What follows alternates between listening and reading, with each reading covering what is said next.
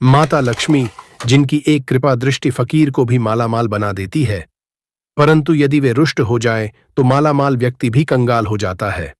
क्या आप जानते हैं कि कुछ छोटी छोटी गलतियां ऐसी होती हैं जिनके कारण मां लक्ष्मी किसी घर में प्रवेश नहीं करती, और जब वे रूठ जाती हैं तो वहां दरिद्रता, कलह और दुख अपना स्थायी निवास बना लेते हैं। आखिर ऐसा क्यों होता है कि कुछ लोगों के जीवन में धन का आगमन तो होता है, लेकिन वह टिकता नहीं, जबकि कुछ लोग कम धन में भी सुख, शांति और बरकत का जीवन जीते हैं? और क्या आप जानते हैं कि मां लक्ष्मी किसी घर में आने से पहले कुछ शुभ संकेत भी देती हैं? आज की इस अद्भुत कथा में हम जानेंगे कि कौन से कर्म मां लक्ष्मी को प्रसन्न करते हैं, कौन सी भूलें उन्हें घर से दूर कर देती हैं, और साथ ही कथा के अंत में हम माता लक्ष्मी को प्रसन्न करने वाले 3 प्रभावशाली उपाय और व्रतों के बारे में भी जानेंगे। दर्शकों, यह माता लक्ष्मी की पावन कथा है और मां लक्ष्मी की कथा सदैव संपूर्ण रूप से सुननी चाहिए। अतः इस सुंदर, रहस्यमयी और ज्ञानवर्धक कथा को अंत तक अवश्य सुनिए। कथा शुरू करने से पहले कमेंट में जय मां लक्ष्मी अवश्य लिखें और वीडियो को लाइक कर दीजिए। एक दिन क्षीर सागर में भगवान विष्णु और माता लक्ष्मी विराजमान थे। तभी नारायण नारायण कहते हुए देवर्षि नारद वहां पहुंचे। दोनों को प्रणाम कर नारद जी ने पूछा, हे माता, लोग आपकी पूजा करते हैं, व्रत रखते हैं, फिर भी अनेक घरों में गरीबी, कलह और दुख क्यों बने रहते हैं? और वह कौन सी भूल है जिसे स्त्री और पुरुष अनजाने में प्रतिदिन करते हैं, जिसके कारण आप उनसे रुष्ट हो जाती हैं? माता लक्ष्मी मुस्कुराईं और बोलीं, हे देवर्षि, लोग मेरी पूजा तो करते हैं, लेकिन एक ऐसी भूल रोज करते हैं जो मेरे घर में प्रवेश का द्वार ही बंद कर देती है। उस भूल के कारण मेरे स्थान पर मेरी बड़ी बहन अलक्ष्मी अर्थात दरिद्रता उनके घर में प्रवेश कर जाती है। नारद जी ने आश्चर्य से पूछा, हे माता, वह कौन सी भूल है? माता लक्ष्मी बोली, इस रहस्य को समझने के लिए मैं तुम्हें एक कथा सुनाती हूं। इसी कथा में वह कारण छिपा है जो किसी भी मनुष्य का भाग्य बदल सकता है। फिर माता बोली, हे नारद, अब इस कथा को एकाग्र होकर ध्यानपूर्वक अंत तक सुनो। नारद जी बोले, हे माता, मैं इस कथा को पूर्ण एकाग्रता और ध्यानपूर्वक सुनूंगा। प्राचीन समय की बात है। मध्य देश में एक समृद्ध नगर था, जहां गंगाधर नाम का एक सम्मानित बड़ा व्यापारी रहता था। वह भगवान विष्णु का अनन्य भक्त था। प्रतिदिन ब्रह्म मुहूर्त में उठकर तुलसी माता को जल अर्पित करता और फिर पूजा पाठ में समय बिताता। उसकी पत्नी कमला देवी भी उतनी ही धर्मनिष्ठ और सदाचारी थी। वह मानती थी कि घर की वास्तविक समृद्धि धन से नहीं, बल्कि स्वच्छता, अनुशासन, मधुर वाणी और बड़ों के सम्मान से आती है। प्रतिदिन सूर्योदय से पहले वह आंगन बुहारती, तुलसी चौरे की सेवा करती और संध्या होते ही घर में दीपक जलाती। नगर की स्त्रियां भी उससे गृहस्थ जीवन के नियम सीखने आया करती थीं। किंतु इतना सुख और सम्मान होने के बाद भी उनके जीवन में एक बड़ा दुख था। वर्षों बीत गए, पर उनकी कोई संतान नहीं हुई। अनेक व्रत, दान और प्रार्थनाओं के बाद अंततः भगवान की कृपा हुई और उनके घर एक सुंदर कन्या का जन्म हुआ। उसका नाम रखा गया सुलोचना। सुलोचना माता पिता की इकलौती संतान थी। स्वाभाविक रूप से उसे बहुत प्रेम मिला। उसकी हर इच्छा पूरी की जाती थी और धीरे धीरे यही अत्यधिक लाड़ प्यार उसके स्वभाव को बदलने लगा। वह जिद्दी, आलसी और घमंडी होती चली गई। कमला देवी उसे संस्कार सिखाने का प्रयास करती, पर वह उनकी बातों को पुराना विचार कहकर टाल देती। उसे घर के कामों से चिढ़ थी। पूजा पाठ में भी उसकी कोई रुचि नहीं थी। जैसे जैसे वह बड़ी हुई, उसके भीतर अहंकार और कटु वचन भी बढ़ते गए। यह देखकर गंगाधर और कमला देवी चिंतित रहने लगे। उन्हें भय होने लगा कि कहीं उनका अत्यधिक प्रेम ही बेटी के लिए अभिशाप न बन जाए। समय बीतता गया और सुलोचना 16 वर्ष की हो गई। उसकी सुंदरता पूरे नगर में प्रसिद्ध थी। अनेक प्रतिष्ठित परिवार उसके लिए विवाह प्रस्ताव लेकर आए, लेकिन वह किसी को पसंद नहीं करती थी। कभी किसी के वस्त्रों का मजाक उड़ाती तो कभी किसी के व्यवहार का। धीरे धीरे नगर में उसकी घमंडी स्वभाव की चर्चा फैलने लगी। इन्हीं दिनों एक ऐसा संयोग हुआ जिसने उसके जीवन की दिशा बदल दी। एक दिन वह अपनी सहेलियों के साथ वन में घूमने गई। वहां उसकी दृष्टि एक युवक पर पड़ी जो तुलसी माता को जल अर्पित कर रहा था। साधारण वस्त्रों में भी उसके चेहरे पर अद्भुत शांति और तेज था। उस युवक का नाम हरिदास था। हरिदास एक निर्धन ब्राह्मण परिवार से था। वह अपने वृद्ध माता पिता के साथ वन के किनारे बनी एक छोटी सी कुटिया में रहता था। उसकी आर्थिक स्थिति बहुत साधारण थी। कई बार घर में 2 समय का भोजन जुटाना भी कठिन हो जाता था। फिर भी उसके चेहरे पर कभी शिकायत दिखाई नहीं देती थी। वह भगवान विष्णु का अनन्य भक्त था। प्रतिदिन प्रातः स्नान करके तुलसी माता को जल अर्पित करता, पूजा पाठ करता और फिर जो भी कार्य मिलता उसे ईमानदारी और परिश्रम से करता। वह अपने माता पिता की सेवा को ही सबसे बड़ा धर्म मानता था। उसके पास धन नहीं था, वैभव नहीं था, लेकिन उसके संस्कार, विनम्रता और संतोष उसे नगर के अनेक धनी लोगों से भी अधिक सम्माननीय बनाते थे। जब सुलोचना ने उसे देखा, सुलोचना पहली बार किसी के व्यक्तित्व से इतनी प्रभावित हुई। घर लौटते ही उसने अपने पिता से कह दिया, पिताजी, यदि मेरा विवाह होगा तो केवल उसी युवक से होगा। गंगाधर और कमला देवी आश्चर्यचकित तो हुए, पर बेटी की इच्छा के आगे झुक गए। कुछ दिनों बाद वे स्वयं हरिदास के घर पहुंचे। घर की साधारण अवस्था और गरीबी देखकर गंगाधर कुछ क्षणों के लिए चिंतित हो उठे, लेकिन बेटी की इच्छा के आगे वे विवश थे। जब गंगाधर ने हरिदास के सामने विवाह का प्रस्ताव रखा तो हरिदास विनम्रता से बोला, सेठ जी, आप शायद मेरी गरीबी का मजाक उड़ा रहे हैं। मैं एक गरीब ब्राह्मण हूं। आपकी पुत्री ने हमेशा सुख सुविधाओं में जीवन बिताया है। मैं उसका पालन पोषण कैसे कर पाऊंगा? गंगाधर मुस्कुराकर बोले, पुत्र, मुझे तुम्हारे धन से नहीं, तुम्हारे संस्कारों से प्रेम है। उसकी चिंता मत करो। मैं तुम्हारे लिए एक नया घर बनवा दूंगा और व्यापार शुरू करने के लिए धन भी दूंगा। यह सुनकर हरिदास ने सिर झुकाकर कहा, यदि आपकी यही इच्छा है तो मैं इस संबंध को सहर्ष स्वीकार करता हूं। अंततः शुभ मुहूर्त में सुलोचना और हरिदास का विवाह संपन्न हुआ, लेकिन किसी को भी आभास नहीं था कि आगे चलकर कुछ ऐसी घटनाएं होने वाली हैं जो किसी ने नहीं सोची होंगी। विदाई के समय कमला देवी ने अपनी बेटी को एक नई झाड़ू देते हुए कहा, बेटी, इसे साधारण वस्तु मत समझना। गृहस्थ जीवन में यह स्वच्छता, व्यवस्था और लक्ष्मी कृपा का प्रतीक मानी जाती है। लेकिन सुलोचना ने उस बात को गंभीरता से नहीं लिया। गंगाधर ने बेटी के सुख के लिए नया घर बनवाया और हरिदास के लिए एक किराने की दुकान भी खुलवा दी। शीघ्र ही हरिदास, उसके माता पिता, छोटा भाई माधव और सुलोचना उस घर में रहने लगे।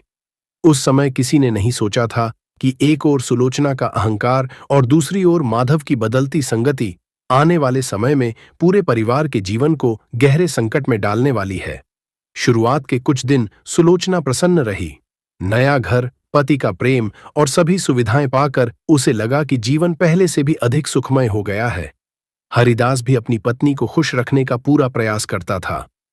शांति देवी और उनके पति भी नई बहू का स्वागत पूरे प्रेम से करते थे। उन्हें आशा थी कि समय के साथ सुलोचना गृहस्थ जीवन की जिम्मेदारियों को समझ जाएगी। हरिदास की मां शांति देवी अत्यंत अनुभवी और संयमी स्त्री थीं। उन्होंने कभी बहू पर अपने नियम थोपने की कोशिश नहीं की। वे उसे बिल्कुल अपनी बेटी की तरह समझाती थीं। एक सुबह शांति देवी ने देखा कि सूरज काफी ऊपर चढ़ आया है, लेकिन सुलोचना का कमरा अभी भी बंद है। उन्होंने धीरे से दरवाजा खटखटाया और कहा, बेटी, उठ जाओ। सुबह का समय यूं सोकर नहीं गंवाना चाहिए। सुलोचना ने करवट बदलते हुए कहा, मां जी, अभी थोड़ी देर और सोने दीजिए। शांति देवी मुस्कुराईं और बोलीं, बेटी, घर की बरकत सुबह की पहली किरणों के साथ आती है। जो गृहिणी सूर्योदय से पहले उठती है, उसका घर हमेशा व्यवस्थित और सुखी रहता है। सुलोचना ने उनकी बात सुन तो ली, पर उसे कोई विशेष महत्व नहीं दिया। अगले दिन भी वही हुआ, फिर उसके अगले दिन भी। धीरे धीरे देर तक सोना उसकी आदत बन गया। कुछ दिन बाद की बात है। रात को भोजन करने के बाद सुलोचना अपने झूठे बर्तन रसोई में ही छोड़कर सोने चली गई। सुबह जब शांति देवी रसोई में पहुंची तो चूल्हे के पास बर्तनों का ढेर देखकर चिंतित हो उठीं। उन्होंने प्रेम से कहा, बेटी, रसोई मां अन्नपूर्णा का स्थान है। इसे रात भर ऐसे नहीं छोड़ना चाहिए। सुलोचना ने लापरवाही से उत्तर दिया, मां जी, सुबह साफ तो कर ही दूंगी, इससे क्या फर्क पड़ता है? शांति देवी ने समझाया, फर्क पड़ता है बेटी। घर की समृद्धि बड़ी बातों से नहीं, ऐसी छोटी छोटी आदतों से बनी रहती है। लेकिन सुलोचना को यह सब केवल पुरानी मान्यताएं लगती थीं। समय बीतता गया। एक शाम सूरज ढलने लगा। पक्षी अपने घोंसलों की ओर लौट रहे थे और पूरे नगर में संध्या की तैयारी हो रही थी। घर घर दीपक जलने लगे, लेकिन हरिदास के घर में अंधेरा छाया हुआ था। शांति देवी ने स्वयं दीपक जलाया और सुलोचना से कहा, बेटी, संध्या के समय दीपक अवश्य जलाना चाहिए। यह केवल एक परंपरा नहीं, बल्कि घर की शुभता का प्रतीक है। सुलोचना ने हल्के स्वर में कहा, माँ जी, मुझे इतनी सारी बातें याद नहीं रहती। शांति देवी ने कुछ नहीं कहा, लेकिन उनके मन में चिंता अवश्य बढ़ने लगी। धीरे धीरे सुलोचना की लापरवाही बढ़ती गई। कभी वह आंगन की सफाई करना भूल जाती, कभी वस्तुएं बिखरी छोड़ देती। घर पहले जैसा व्यवस्थित नहीं रहा। जो घर पहले सदा स्वच्छ और शांत दिखाई देता था, वहां अब अस्त व्यस्तता बढ़ने लगी थी। हरिदास कई बार यह सब देखता था। वह अपनी मां का सम्मान भी करता था और अपनी पत्नी से प्रेम भी। इसलिए वह अक्सर दोनों के बीच संतुलन बनाने की कोशिश करता। एक दिन हरिदास ने प्रेम से कहा, सुलोचना, माँ जी जो कुछ कहती हैं वह तुम्हारी भलाई के लिए ही कहती हैं। सुलोचना तुरंत बोली, आपको तो हमेशा अपनी मां की ही बात सही लगती है। हरिदास चुप हो गया। उधर शांति देवी को अब भी विश्वास था कि एक दिन सुलोचना अवश्य सुधर जाएगी, लेकिन उन्हें यह नहीं पता था कि उसकी यही आदतें आगे चलकर पूरे परिवार के जीवन को बदलने वाली थीं। कुछ दिनों बाद एक और घटना हुई। आंगन में पत्ते और धूल जमा हो गए थे, परंतु सुलोचना का ध्यान उस ओर नहीं गया। शांति देवी ने स्वयं झाड़ू उठाई और आंगन साफ करने लगीं। सुलोचना ने यह देखा तो हंसते हुए कहा, माँ जी, आप क्यों कष्ट कर रही हैं? यह तो रोज हो ही जाएगा। शांति देवी ने रुककर कहा, बेटी, आंगन घर का मुख होता है।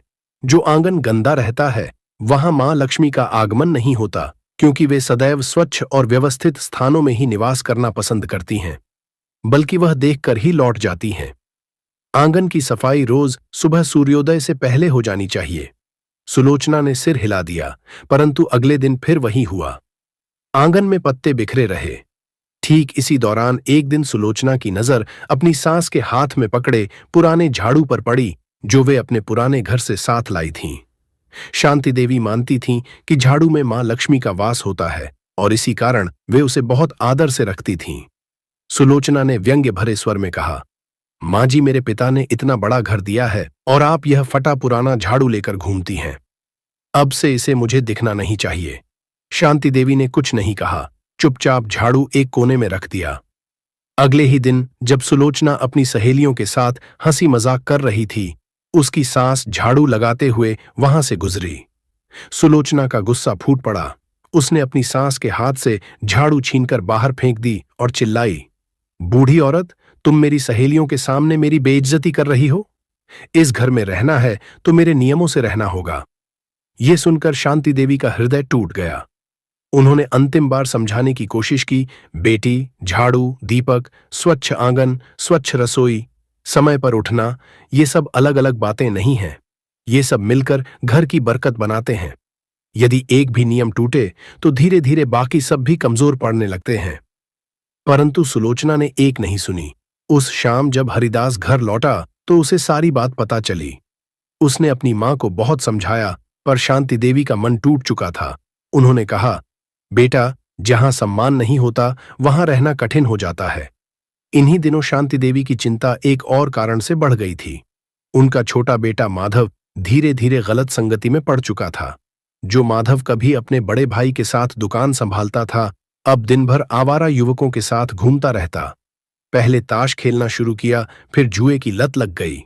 कुछ समय बाद उसने शराब पीना भी शुरू कर दिया और पैसे न मिलने पर वो धन चुरा लिया करता था। दर्शकों, शास्त्रों में 5 बड़े महापाप बताए गए हैं: शराब का सेवन, जुआ खेलना, चोरी करना, असत्य बोलना और परस्त्री गमन। कहा गया है कि जो व्यक्ति इन बुराइयों में पड़ जाता है, उससे मां लक्ष्मी धीरे धीरे रुष्ट हो जाती है और माधव की इन्हीं बुरी आदतों के कारण घर का धन भी व्यर्थ नष्ट होने लगा। एक ओर सुलोचना का अहंकार बढ़ रहा था, दूसरी ओर माधव अधर्म के मार्ग पर आगे बढ़ रहा था। शांति देवी को लगने लगा कि इस घर की सुख शांति पर किसी की बुरी नजर पड़ गई है। अगले ही दिन शांति देवी और उनके पति अपने वस्त्र समेटकर चुपचाप अपने पुराने घर लौट गए। हरिदास का मन बहुत दुखी था, लेकिन वह परिवार को टूटने से बचाना चाहता था। इसलिए उसने किसी तरह परिस्थिति को संभालने का प्रयास किया, लेकिन उसी दिन से मानो घर का वातावरण बदलने लगा। उस रात पहली बार सुलोचना को भूखा सोना पड़ा, क्योंकि मेहमानों को खिलाते खिलाते सारा भोजन समाप्त हो गया था। जब वह स्वयं खाने बैठी तो उसकी थाली खाली रह गई। वह हैरान होकर सोचने लगी, मैंने तो इतना सारा भोजन बनाया था, फिर मेरे लिए कुछ भी क्यों नहीं बचा। लेकिन उसने इस घटना पर अधिक ध्यान नहीं दिया। धीरे धीरे उसके मन में भय और चिंता घर करने लगी। उधर हरिदास का व्यापार भी डूबने लगा। जो ग्राहक वर्षों से उसकी दुकान पर आते थे, उन्होंने आना कम कर दिया। कई लोग उधार लेकर लौटे ही नहीं। कई बार माल खराब हो जाता और कई बार लाभ होने वाला सौदा अंतिम समय पर टूट जाता। हरिदास दिन रात मेहनत करता, लेकिन लाभ की जगह नुकसान ही हाथ लगता। उधर माधव की बुरी आदतें भी परिवार की परेशानी बढ़ा रही थीं। कमला देवी कई बार कहती, स्वामी, बेटी की सहायता करना हमारा कर्तव्य है, लेकिन उसे अपनी जिम्मेदारियां भी समझनी होंगी। गंगाधर चिंता में पड़ जाते, पर बेटी के मुंह में कुछ कह नहीं पाते। उधर हरिदास के घर में आर्थिक कठिनाइयां बढ़ती जा रही थीं। व्यापार घट रहा था, खर्च बढ़ रहे थे और घर का वातावरण भी पहले जैसा शांत नहीं रहा था। इसी बीच एक अद्भुत घटना घटने लगी। हर रोज एक साधु उसके घर के सामने आता, हाथ जोड़कर प्रणाम करता, मन ही मन कुछ बुदबुदाता और फिर आगे बढ़ जाता। पहले दिन सुलोचना ने उस पर ध्यान नहीं दिया। दूसरे दिन उसे आश्चर्य हुआ। तीसरे दिन उसके मन में जिज्ञासा जागी। लेकिन जब यह क्रम कई दिनों तक चलता रहा तो उसकी बेचैनी बढ़ने लगी। एक दिन वह घर से बाहर निकली और साधु से बोली, महाराज, मैं कई दिनों से आपको देख रही हूं। आप प्रतिदिन मेरे घर को प्रणाम करते हैं। यहां अब न धन बचा है, न सुख, न परिवार की रौनक। फिर आप किसे प्रणाम करते हैं? साधु मुस्कुराए और बोले, हे पुत्री, मैं तुम्हारे घर में विराजमान देवी को प्रणाम करता हूं, जो तुम्हारे घर की छत पर बैठी है। यह सुनकर सुलोचना के मन में आशा की एक किरण जगी। उसे लगा कि शायद मां लक्ष्मी ने अभी भी उसका घर पूरी तरह नहीं छोड़ा है। लेकिन अगले ही क्षण साधु बोले, वह देवी लक्ष्मी नहीं है पुत्री, वह तो उनकी बड़ी भगिनी अलक्ष्मी है। तुम्हारे घर की गंदगी, आलस्य, अहंकार, कटुवचन और अव्यवस्था ही उसका स्वरूप है। मैं प्रतिदिन उसे इसलिए प्रणाम करता हूं ताकि वह कभी मेरे घर में प्रवेश न करे। यह सुनते ही सुलोचना स्तब्ध रह गई। उसका चेहरा सफेद पड़ गया। उसे पहली बार एहसास हुआ कि उसके जीवन में जो कुछ भी घट रहा था वह केवल दुर्भाग्य नहीं, बल्कि उसके अपने कर्मों का परिणाम था। वह फूट फूट कर रोने लगी और साधु के चरणों में गिरकर बोली, हे महात्मन, मुझसे बहुत बड़ी भूल हो गई। कृपा करके मुझे कोई उपाय बताइए, मुझे इस विपत्ति से निकालिए। साधु, जो वास्तव में स्वयं भगवान विष्णु थे, करुणा से भर उठे। उन्होंने कहा, हे पुत्री, जब मनुष्य अपनी भूल स्वीकार कर लेता है तभी उसके सुधार का मार्ग खुलता है। ध्यान से सुनो, मैं तुम्हें वे सभी कारण बताता हूं जिनके कारण मां लक्ष्मी किसी घर से रूठ जाती हैं। सुलोचना हाथ जोड़कर बैठ गई। साधु बोले, पहली भूल, तुम सूर्योदय के बाद तक सोती रही। सुबह की पहली किरण केवल प्रकाश नहीं लाती, वह नई ऊर्जा और नए अवसर भी लेकर आती है। जो लोग आलस्य में पड़े रहते हैं उनसे मां लक्ष्मी धीरे धीरे दूर हो जाती हैं। दूसरी भूल, तुमने रसोई की पवित्रता का ध्यान नहीं रखा, झूठे बर्तन रात भर पड़े रहने दिए। रसोई मां अन्नपूर्णा का स्थान है। जहां अन्न का सम्मान नहीं होता वहां बरकत भी नहीं ठहरती। यही कारण था कि बार बार तुम्हारी थाली खाली रह जाती थी। तीसरी भूल, तुमने संध्या काल में दीपक जलाना छोड़ दिया। सूर्यास्त का समय अत्यंत पवित्र माना गया है। यही वह समय है जब शुभ शक्तियां घर में प्रवेश करती हैं। यदि उस समय घर अंधकार में डूबा रहे तो समृद्धि भी द्वार से लौट जाती है। सुलोचना सिर झुकाए सब सुनती रही। साधु आगे बोले, चौथी भूल, तुमने अपने घर के आंगन और स्वच्छता की उपेक्षा की। तुम्हारी सास तुम्हें बार बार समझाती रही कि स्वच्छता केवल दिखावे के लिए नहीं होती। स्वच्छता मनुष्य के विचारों और उसके भाग्य दोनों को प्रभावित करती है। पांचवीं भूल, तुमने झाड़ू का अनादर किया। जिस झाड़ू को तुम्हारी सास सम्मान से रखती थी, तुमने उसे पैर से ठुकराया और क्रोध में घर से बाहर फेंक दिया। यह केवल झाड़ू नहीं, बल्कि माता लक्ष्मी का अपमान था, क्योंकि झाड़ू में माता लक्ष्मी का वास होता है। छठी भूल, तुमने कई बार संध्या और रात के समय झाड़ू लगाई तथा उसी समय घर का कचरा बाहर फेंक दिया। कुछ कार्यों का भी अपना उचित समय होता है। जब मनुष्य अनुशासन छोड़ देता है तो धीरे धीरे उसके जीवन का संतुलन भी बिगड़ने लगता है। सुलोचना सिर झुकाकर सब सुनती रही। उसे अपनी एक एक गलती याद आने लगी। साधु आगे बोले, सातवीं भूल और सबसे गंभीर भूल, तुमने अपने बड़ों का सम्मान नहीं किया, अपनी सास का दिल दुखाया और घर में कलह बढ़ाई, जबकि मां लक्ष्मी को अशांति बिल्कुल पसंद नहीं है। तुमने दान पुण्य और दूसरों की सहायता की भी उपेक्षा की। याद रखो, जहां नित्य झगड़े और कटु वचन होते हैं, वहां मां लक्ष्मी कभी स्थायी रूप से निवास नहीं करती। लेकिन पुत्री, ये तो केवल उन भूलों का रहस्य था जिनसे मां लक्ष्मी रुष्ट हो जाती है। अभी तुमने माता लक्ष्मी और उनकी भगिनी अलक्ष्मी से जुड़ा वह अद्भुत रहस्य नहीं सुना, जिसे जाने बिना सुख और दरिद्रता के वास्तविक कारण को समझना कठिन है। इसलिए इस कथा को अंत तक ध्यानपूर्वक सुनो, क्योंकि मां लक्ष्मी की कथा सदैव संपूर्ण रूप से ही सुननी चाहिए। और अंत में हम मां लक्ष्मी को प्रसन्न करने वाले 3 विशेष नियम और एक प्रभावशाली व्रत के बारे में भी जानेंगे। कथा सुनने के बाद सुलोचना की आंखें भर आईं। उसने विनम्रता से पूछा, हे साधु जी, क्या अब भी मेरे लिए कोई मार्ग शेष है? साधु बोले, निश्चित ही।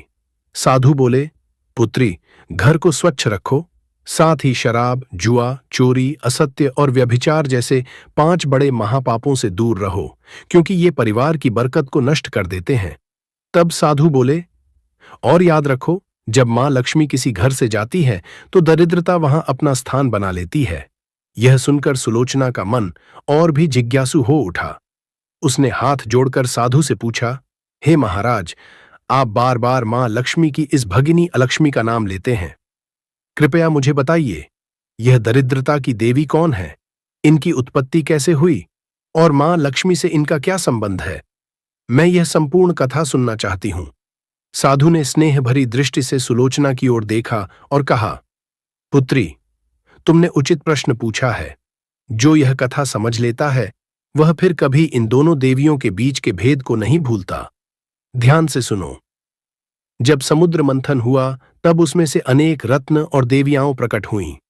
उसी मंथन से साक्षात मां लक्ष्मी भी प्रकट हुईं, समस्त सुख, समृद्धि, सौंदर्य और ऐश्वर्य की स्वामिनी। वहीं सृष्टि के संतुलन के लिए उनकी विपरीत शक्ति भी प्रकट हुई, जिन्हें अलक्ष्मी या दरिद्रता देवी कहा गया। साधु आगे बोले, पुत्री, अलक्ष्मी का स्वरूप माता लक्ष्मी से सर्वथा भिन्न है। जहां माता लक्ष्मी कमल पर विराजमान है, स्वर्ण आभूषणों से सुशोभित हैं और उनके मुखमंडल पर सदा करुणा और शांति का तेज रहता है, वहीं अलक्ष्मी का रूप वृद्धा जैसा श्याम वर्ण और क्रूप माना गया है। उनके वस्त्र मलिन और फटे पुराने होते हैं, उनके दांत बाहर की ओर निकले हुए हैं और उनका वाहन गधा है। काला कौवा उनका प्रतीक चिन्ह माना जाता है और वे सदा ऐसे स्थानों पर निवास करना पसंद करती हैं जहां गंदगी, कलह, आलस्य और अव्यवस्था हो। यही कारण है कि हमारे पूर्वजों ने यह परंपरा बनाई कि दीपावली की रात्रि मां लक्ष्मी की पूजा से पहले घर के हर कोने से अलक्ष्मी को झाड़ू द्वारा प्रतीकात्मक रूप से बाहर निकाला जाता है, जिसे अलक्ष्मी विसर्जन कहा जाता है। इसके पश्चात ही माता लक्ष्मी का स्वागत किया जाता है, क्योंकि एक ही स्थान पर दोनों भगिनियां एक साथ निवास नहीं करती। साधु बोले, पुत्री, अब ध्यान से सुनो। एक समय माता लक्ष्मी और उनकी भगिनी अलक्ष्मी के बीच ऐसा घोर लड़ाई और मतभेद उत्पन्न हुआ कि बात वाद विवाद से बढ़कर शक्ति परीक्षा तक पहुंच गई। दरिद्रता देवी ने पूछा, बहन, संसार तुम्हारी पूजा करता है और मुझसे दूर भागता है, ऐसा क्यों? माता लक्ष्मी बोली, क्योंकि मैं जहां जाती हूं वहां सुख और समृद्धि आती है। यह सुनकर अलक्ष्मी बोली, तो आज परीक्षा हो जाए। तुम जिसे धनवान बनाओगी, मैं उसे निर्धन बना दूंगी। माता लक्ष्मी मुस्कुराईं और बोली, और जिस पर मेरी कृपा होगी उसे कोई अधिक समय तक दरिद्र नहीं रख पाएगा। बस यहीं से दोनों भगिनियों की एक अद्भुत परीक्षा आरंभ हुई। अगले दिन वे एक ऐसे ब्राह्मण के पास पहुंची जो माता लक्ष्मी का परम भक्त था। वह प्रतिदिन मंदिर जाकर पूजा पाठ करता और भगवान का स्मरण करता था। दरिद्रता देवी बोली, आज इसी ब्राह्मण पर हम अपनी शक्ति का प्रभाव दिखाएंगे। दोनों साधारण स्त्रियों का रूप धारण कर मंदिर के द्वार पर बैठ गईं और उस भक्त ब्राह्मण की प्रतीक्षा करने लगीं। कुछ देर बाद ब्राह्मण मंदिर में पूजा करके बाहर निकला। उसे देखकर दरिद्रता देवी मुस्कुराईं और बोलीं, लक्ष्मी बहन, तुम्हारा भक्त आ रहा है। अब देखती हूं तुम्हारी कृपा बड़ी है। अब समय आ गया है कि तुम अपनी शक्ति का प्रदर्शन करो। मैं भी देखना चाहती हूं कि तुम अपने इस प्रिय भक्त का कितना भला कर सकती हो। माता लक्ष्मी मुस्कुराईं। उन्होंने कोई उत्तर नहीं दिया। उन्होंने अपनी दिव्य शक्ति से एक मोटा और सुंदर बांस उत्पन्न किया, जिसके भीतर सोने की असंख्य मोहरें भरी हुई थीं। फिर उन्होंने वह बांस उस रास्ते पर रख दिया जहां से ब्राह्मण अपने घर लौटने वाला था। कुछ ही देर बाद ब्राह्मण वहां पहुंचा। चलते चलते उसकी नजर उस बांस पर पड़ी। उसने आश्चर्य से उसे उठाया और ध्यान से देखने लगा। ब्राह्मण मन ही मन सोचने लगा, यह बांस बड़ा विचित्र है। इतना मजबूत और भारी बांस मैंने पहले कभी नहीं देखा। यदि इसे घर ले जाऊं तो किसी न किसी काम अवश्य आ जाएगा। वह यह नहीं जानता था कि उस साधारण दिखाई देने वाले बांस के भीतर सोने की अनगिनत मोहरें छिपी हुई हैं, इसलिए वह उसे अपने कंधे पर रखकर आगे बढ़ने लगा। यह देखकर दरिद्रता देवी हंसने लगीं। उन्होंने मन ही मन सोचा, देखो, भाग्य इसके हाथों में आ चुका है, लेकिन इसे इसका आभास तक नहीं है। उधर ब्राह्मण अपनी ही धुन में चला जा रहा था।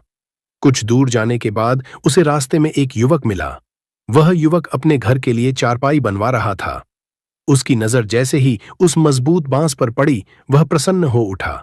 उसने ब्राह्मण को रोकते हुए कहा, पंडित जी, यह बांस तो बड़ा उत्तम दिखाई देता है। मैं अपनी चारपाई के लिए ऐसा ही मजबूत बांस ढूंढ रहा था। यदि आप चाहें तो यह बांस मुझे दे दीजिए, इसके बदले मैं आपको मूल्य दे दूंगा। ब्राह्मण ने बांस की ओर देखा। वह सोचने लगा, मैं तो इसे यूं ही रास्ते से उठा लाया हूं। यदि यह बालक इसके बदले कुछ धन देना चाहता है तो इसमें हानि ही क्या है। उसने मुस्कुराकर कहा, बेटा, यदि यह तुम्हारे काम आ सकता है तो ले जाओ। युवक ने अपनी जेब से एक सिक्का निकालकर ब्राह्मण को दे दिया।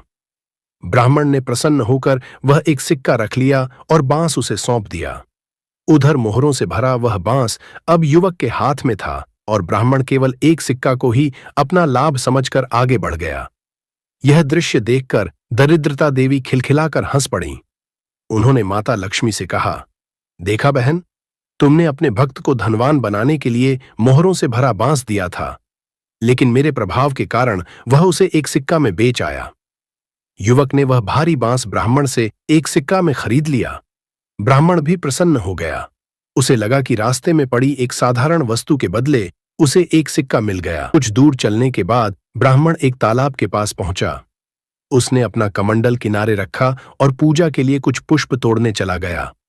उसी समय वहां से एक चरवाहे का बालक निकला। उसकी नजर कमंडल में रखे उस 1 रुपये पर पड़ी। बाल मन चंचल होता है। उसने इधर उधर देखा और अवसर पाकर वह रुपया निकाल लिया। फिर चुपचाप वहां से चला गया। ब्राह्मण को इस बात का तनिक भी आभास नहीं हुआ। वह पुष्प लेकर लौटा, कमंडल उठाया और अपने घर की ओर चल पड़ा। घर के निकट पहुंचते ही उसे वही युवक मिला जिसने उससे बांस खरीदा था। युवक बोला, पंडित जी, यह बांस मेरी आवश्यकता से अधिक भारी निकला। मेरे दादाजी कह रहे हैं कि इससे चारपाई नहीं बन पाएगी। आप अपना बांस वापस ले लीजिए और मेरा एक सिक्का लौटा दीजिए। मैं कोई दूसरा बांस खरीद लूंगा। ब्राह्मण ने बांस तो वापस ले लिया, लेकिन जब सिक्का निकालने के लिए कमंडल में हाथ डाला तो वह चौंक उठा। कमंडल में सिक्का था ही नहीं। उसने कई बार देखा पर रुपया कहीं दिखाई नहीं दिया। हैरान होकर उसने कहा, बेटा, पता नहीं सिक्का कहाँ चला गया। तुम चिंता मत करो, घर चलकर मैं तुम्हें दूसरा सिक्का दे दूंगा। युवक बोला, कोई बात नहीं पंडित जी, मैं बाद में ले जाऊंगा। इतना कहकर वह वहां से चला गया और मोहरों से भरा बांस फिर से ब्राह्मण के हाथ में आ गया। यह देखकर माता लक्ष्मी के चेहरे पर मुस्कान आ गई, लेकिन दरिद्रता देवी को यह बात बिल्कुल अच्छी नहीं लगी। वह मन ही मन क्रोधित होने लगी। उधर ब्राह्मण को इन सब बातों का कुछ भी पता नहीं था। वह तो अपनी ही धुन में आगे बढ़ रहा था। थोड़ी दूर जाने पर उसे एक व्यक्ति तेजी से आता दिखाई दिया। वह चरवाहे का पिता था। उसने ब्राह्मण को रोककर कहा, महाराज, मेरा पुत्र बहुत शरारती है। वह आपके कमंडल से सिक्का उठा लाया था। मुझे अभी इस बात का पता चला है। यह आपका रुपया है, कृपया उसे क्षमा कर दीजिए। ब्राह्मण ने मुस्कुराकर रुपया ले लिया और बोला, भाई, बच्चा है, उससे भूल हो गई, मैं उसे क्षमा करता हूं। यह कहकर वह आगे बढ़ गया। फिर उसे याद आया कि युवक अपना रुपया लेने वापस आएगा, इसलिए उसने उसे आवाज दी। युवक अभी अधिक दूर नहीं गया था। वह दौड़ता हुआ लौट आया। ब्राह्मण ने उसका रुपया उसे वापस कर दिया। अब स्थिति यह थी कि युवक को उसका रुपया मिल गया था और मोहरों से भरा बांस फिर से ब्राह्मण के पास आ चुका था। ब्राह्मण प्रसन्न मन से अपने घर की ओर चल पड़ा। एक हाथ में कमंडल था और दूसरे हाथ में वही भारी बांस। चलते चलते वह सोच रहा था, सचमुच यह बांस बड़ा मजबूत है। इसे घर की छत में लगा दूंगा, वर्षों तक कोई चिंता नहीं रहेगी। उधर माता लक्ष्मी की कृपा से सब कुछ फिर से ठीक होता देखकर दरिद्रता देवी क्रोध से भर उठी। उन्होंने निश्चय कर लिया कि अब किसी भी प्रकार इस ब्राह्मण को लाभ नहीं होने देंगी। मैं उसका जीवन ही समाप्त कर दूंगी। ब्राह्मण का घर अब अधिक दूर नहीं था। तभी अचानक उसके सामने एक भयानक काला सर्प प्रकट हुआ। फन फैलाए वह तेजी से ब्राह्मण की ओर बढ़ने लगा। सर्प को देखकर ब्राह्मण घबरा गया। उसके हाथ पांव कांपने लगे। वह अपने प्राण बचाने के लिए इधर उधर भागने लगा। भागते भागते वह बोला, हे नाग देवता, मैंने आपका क्या बिगाड़ा है? कृपा करके मुझे छोड़ दीजिए। मैं एक निर्धन ब्राह्मण हूं। लेकिन सर्प कहां रुकने वाला था। वह लगातार उसके पीछे बढ़ता जा रहा था। घबराहट में ब्राह्मण के हाथ से वही भारी बांस छूट गया और पूरी शक्ति के साथ सर्प के ऊपर जा गिरा। अचानक एक जोरदार आवाज हुई।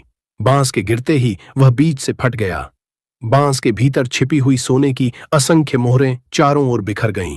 साथ ही बांस की चोट से सर्प बुरी तरह घायल हो गया और फुफकारता हुआ पास की झाड़ियों में जाकर छिप गया। कुछ क्षणों तक ब्राह्मण को अपनी आंखों पर विश्वास ही नहीं हुआ। वह आश्चर्य से बिखरी हुई मोहरों को देखता रह गया। फिर उसकी आंखों से आंसू निकल पड़े। वह बार बार माता लक्ष्मी का स्मरण करने लगा और बोला, हे मां, आज आपने मेरे ऊपर कितनी बड़ी कृपा की है। उसने सभी मोहरों को सावधानी से इकट्ठा किया और मन ही मन भगवान का धन्यवाद करने लगा। अब उसे विश्वास हो गया था कि उसकी वर्षों की गरीबी समाप्त होने वाली है। उधर यह सब देखकर दरिद्रता देवी निराश हो गईं। दरिद्रता देवी मौन हो गईं क्योंकि उनके सभी प्रयास विफल हो चुके थे। माता लक्ष्मी की कृपा से उस ब्राह्मण का जीवन सुख, समृद्धि और सम्मान से भर गया। माता लक्ष्मी और अलक्ष्मी की यह कथा सुनकर सुलोचना को अपनी सभी भूलों का एहसास हो गया। उसे समझ आ गया कि वह ब्राह्मण पूजा पाठ, धर्म और सद्कर्मों के मार्ग पर चलता था, इसलिए दरिद्रता उसका कुछ नहीं बिगाड़ सकी और अंततः उस पर मां लक्ष्मी की कृपा हुई। तभी वह तुरंत अपने सास ससुर के पास पहुंची, उनसे क्षमा मांगी और फिर पूरे परिवार के साथ घर लौट आई। इसके बाद उसने अपने जीवन की बुरी आदतों को त्याग दिया और साधु के बताए नियमों का पालन करने लगी। कुछ ही समय में मां लक्ष्मी की कृपा फिर से उस घर पर बरसने लगी। हरिदास का व्यापार चल निकला, घर में सुख शांति लौट आई और दरिद्रता का अंधकार दूर होने लगा। लेकिन मित्रों, इस कथा का सबसे महत्वपूर्ण रहस्य अभी शेष है। साधु ने सुलोचना को केवल उसकी गलतियां ही नहीं बताई थीं, बल्कि मां लक्ष्मी को प्रसन्न करने वाली 3 अत्यंत प्रभावशाली विधियां और एक चमत्कारी व्रत भी बताया था, जिनके बारे में बहुत कम लोग जानते हैं। आइए अब कथा के उस महत्वपूर्ण भाग की ओर बढ़ते हैं। वे किन उपायों से प्रसन्न होती हैं और किसी घर में आने से पहले कौन कौन से शुभ संकेत देती है। दर्शकों, अब तक हमने उन कारणों को जाना जिनसे मां लक्ष्मी रुष्ट हो जाती है, लेकिन आगे हम जानेंगे कुछ ऐसे गुप्त उपाय, एक प्रभावशाली व्रत और महत्वपूर्ण संकेत जो जीवन में सुख, समृद्धि और बरकत के द्वार खोल सकते हैं। इसलिए अंत तक अवश्य बने रहिए, क्योंकि कथा का सबसे ज्ञानवर्धक भाग अब प्रारंभ होने वाला है।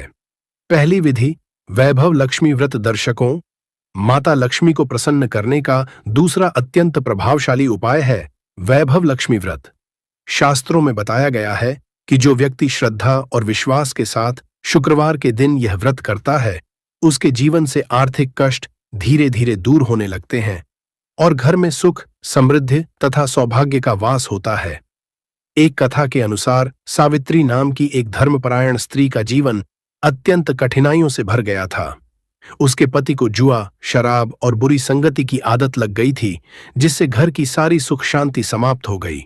एक दिन माता लक्ष्मी स्वयं वृद्धा के रूप में उसके घर आईं और उसे वैभव लक्ष्मी व्रत का महत्व बताया। सावित्री ने पूर्ण श्रद्धा के साथ यह व्रत करना आरंभ किया। धीरे धीरे उसके पति की बुरी आदतें छूटने लगीं, घर की आर्थिक स्थिति सुधरने लगी और परिवार में फिर से सुख शांति लौट आई। कहा जाता है कि माता लक्ष्मी श्रद्धा, सदाचार, संयम और सच्ची भक्ति से अत्यंत प्रसन्न होती हैं। इस व्रत में शुक्रवार के दिन माता लक्ष्मी की पूजा की जाती है, दीपक जलाया जाता है और उनसे घर में सुख, समृद्धि तथा सद्बुद्धि की प्रार्थना की जाती है। मान्यता है कि जो व्यक्ति सच्चे मन से माता लक्ष्मी का स्मरण करते हुए यह व्रत करता है, उस पर मां की विशेष कृपा बनी रहती है। दूसरी विधि, संध्या समय तुलसी माता के समीप दीपक जलाना। प्रिय भक्तों, क्या आपने कभी सोचा है कि संध्या समय तुलसी माता के समीप दीपक जलाना, यह छोटा सा दीपक इतना महत्वपूर्ण क्यों माना गया है? आखिर ऐसा क्या रहस्य है कि मां लक्ष्मी भी उसी घर में प्रवेश करना पसंद करती हैं जहां संध्या होते ही श्रद्धा से दीपक प्रज्वलित किया जाता है? शास्त्रों में तुलसी को भगवान विष्णु की प्रिय माना गया है, इसलिए तुलसी के पास जलाया गया दीपक भगवान विष्णु और माता लक्ष्मी दोनों की कृपा दिलाने वाला माना जाता है। मान्यता है कि प्रतिदिन संध्या के समय तुलसी के पास दीपक जलाने से घर की नकारात्मकता दूर होती है और शुभ ऊर्जा का संचार होता है। दीपक की ज्योति केवल अंधकार ही नहीं मिटाती, बल्कि जीवन में आशा, शांति और सकारात्मकता भी लाती है। इससे घर का वातावरण पवित्र और सुखद बना रहता है। जो व्यक्ति श्रद्धा के साथ तुलसी माता की पूजा करता है और दीपक जलाकर भगवान विष्णु का स्मरण करता है, उसके जीवन में धीरे धीरे सुख, शांति और समृद्धि का आगमन होने लगता है। ऐसी मान्यता है कि माता लक्ष्मी भी ऐसे घर में प्रसन्न होकर निवास करती हैं।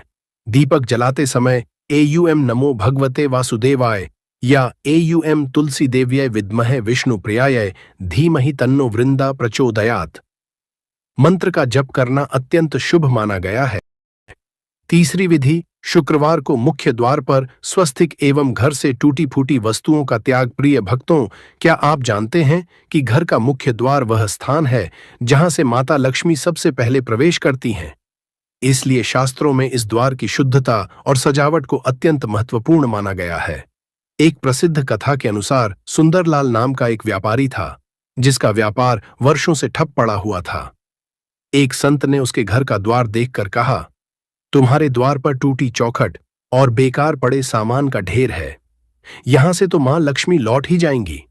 व्यापारी ने अगले ही शुक्रवार से नियम पूर्वक अपने मुख्य द्वार को धोकर वहां हल्दी कुमकुम से स्वस्तिक बनाना आरंभ किया और घर में पड़े टूटे बर्तन, खराब घड़ी, फटे जूते चप्पल जैसी अनुपयोगी वस्तुओं को भी हटा दिया। कुछ ही महीनों में उसका व्यापार फिर से चल पड़ा। मान्यता है कि टूटी फूटी और अनुपयोगी वस्तुएं घर में नकारात्मक ऊर्जा को आकर्षित करती हैं और मां लक्ष्मी के प्रवेश में बाधा बनती है, क्योंकि वे अलक्ष्मी अर्थात दरिद्रता का प्रतीक मानी जाती हैं। इसलिए शुक्रवार के दिन स्नान के बाद मुख्य द्वार को गंगा जल से शुद्ध करके वहां हल्दी कुमकुम से स्वस्तिक बनाना चाहिए और साथ ही घर में महीने में एक बार यह अवश्य देखना चाहिए कि कोई टूटी, बेकार या अप्रयुक्त वस्तु तो नहीं रखी हुई। जिस घर का द्वार और भीतरी वातावरण इस प्रकार शुद्ध और व्यवस्थित रहता है, वहां मां लक्ष्मी सहज ही प्रवेश करती हैं और स्थायी रूप से निवास करती हैं। लेकिन दर्शकों, क्या आप जानते हैं कि माता लक्ष्मी किसी भी घर में प्रवेश करने से पहले कुछ विशेष संकेत अवश्य देती हैं?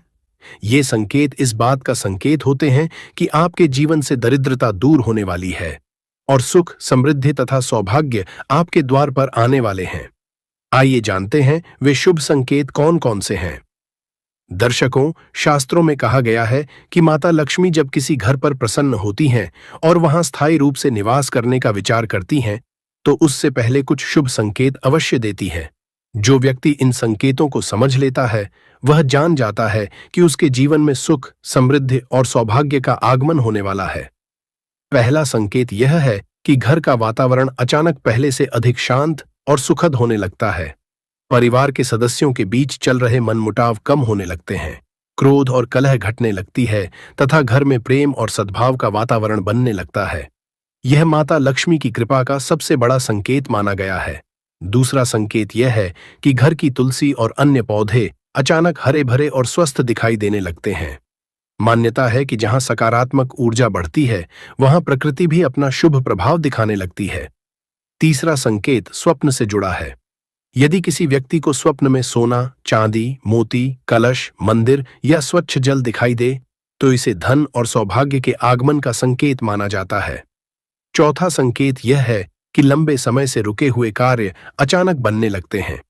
जिन कामों में बार बार बाधाएं आ रही थीं, उनमें सफलता मिलने लगती है। यह दर्शाता है कि भाग्य का द्वार खुलने लगा है। पांचवां संकेत सुबह के समय शुभ दृश्य दिखाई देना है, जैसे गाय का दर्शन होना, मंदिर की घंटियों की ध्वनि सुनाई देना या पूजा पाठ की मधुर आवाज सुनना। ऐसे संकेत शुभ फलदायक माने गए हैं। छठा और सबसे महत्वपूर्ण संकेत यह है कि व्यक्ति के मन में अचानक धर्म, दान, पूजा पाठ और अच्छे कर्मों के प्रति रुचि बढ़ने लगती है, क्योंकि माता लक्ष्मी केवल धन ही नहीं, बल्कि सद्बुद्धि और शुभ विचार भी प्रदान करती हैं। मित्रों, ध्यान रखें कि माता लक्ष्मी केवल वहां निवास करती हैं जहां स्वच्छता, सत्य, सदाचार, मधुर वाणी और भगवान के प्रति श्रद्धा होती है। इसलिए यदि आपके जीवन में भी ऐसे शुभ संकेत दिखाई देने लगे, तो समझ लीजिए कि मां लक्ष्मी की कृपा आपके द्वार पर दस्तक दे रही है। यही कारण है कि हमारे आर्षि मुनियों ने कहा है, पहले संस्कार आते हैं, फिर समृद्धि आती है। पहले लक्ष्मी की कृपा आती है, फिर धन का आगमन होता है। दर्शकों, शास्त्रों में कहा गया है कि जो व्यक्ति इस कथा की शिक्षाओं को जीवन में उतारता है, उस पर मां लक्ष्मी की कृपा बनी रहती है, और जो इस कथा को दूसरों तक पहुंचाता है, उसे लक्ष्मी दूत कहा गया है। ऐसे व्यक्ति को मां लक्ष्मी का विशेष आशीर्वाद प्राप्त होता है। यह कथा अत्यंत ज्ञानवर्धक है, इसलिए इसकी गहराई को समझने के लिए इसे दोबारा अवश्य सुनिएगा। यदि यह कथा आपको पसंद आई हो, तो कमेंट में जय मां लक्ष्मी अवश्य लिखें और अपना समर्थन प्रदान करें। और ये भी बताएं, क्या हमें ऐसी ही अद्भुत कथाओं की वीडियो बनानी चाहिए?